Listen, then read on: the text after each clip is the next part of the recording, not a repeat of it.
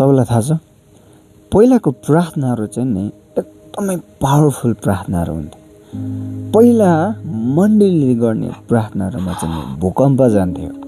पहिला प्रार्थना गर्दा आराधना गर्दाखेरि चाहिँ ठुल्ठुलो भूकम्पहरू रियलमा जाने गर्थ्यो।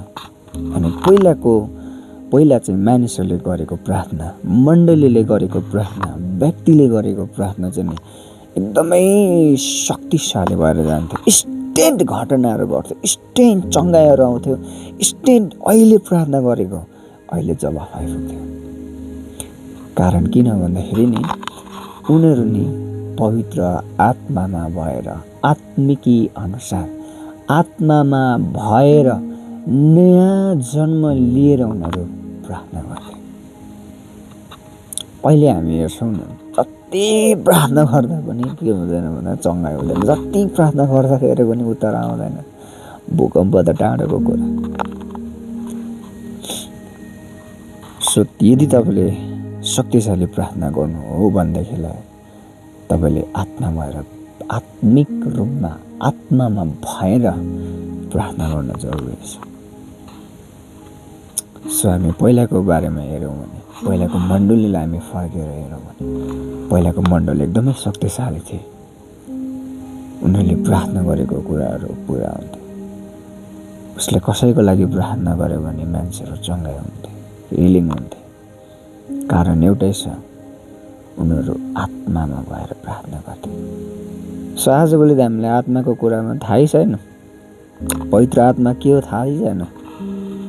आशिषको कुराहरू, घरको कुराहरू छ है। मनीको भएन, म यो भएन, मैले त्यहाँ त्यो पाइनँ, गाडी पाइनँ, मैले घडी पाइनँ, मैले सम्मान पाइनँ, मेरो पद खोस्यो।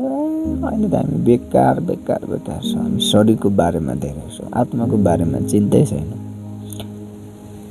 म नयाँ गरी जन्मिनुपर्छ भनेर चिन्ता छैन। म नयाँ गरी हुर्किनुपर्छ भनेर चिन्ता छैन। म आत्मामा भिज्नुपर्छ भनेर चिन्ता छैन। हामीलाई संसारिक शारीरिक कुराहरू मात्रै धेरै फोकस भइरहेछ यो दिनहरूमा। अनि हामी कमजोर भइरहेको छौँ। सो पहिलाको मण्डलीहरूमा चाहिँ नि आफूमा भएको सबै कुराहरू बेचेर प्रभुको लागि खडा हुन्थे। तर अहिले चाहिँ नि सबै मान्छेले के गर्दैछ, थुपार्दैछ क्या। ए प्रभुले यो पनि दिएको भए हुन्थ्यो, त्यो पनि दिएको भए हुन्थ्यो, त्यो पनि दिएको भए हुन्थ्यो। आशिषको प्रार्थना बेसी भयो, तर बलिदानको प्रार्थनाहरू छैन यो दिनहरूमा। सो यसै कारणले गर्दाखेरि पहिलाको मण्डलीहरू चाहिँ शक्तिशाली थिए। अब यही समय हो हामी आत्मा भएर प्रार्थना गर्नुपर्छ। आत्मिक रूपमा आत्मामा भएर प्रार्थना गर्ने समय आयो। सो यसै कारणले गर्दाखेरि अबदेखिको उताको हाम्रो जीवन चाहिँ नि आत्मिकी प्रार्थना हुन जरुरी छ। सो अनि मात्रै हामी शक्तिशाली हुन्छौँ। जय मसीह, सलाम।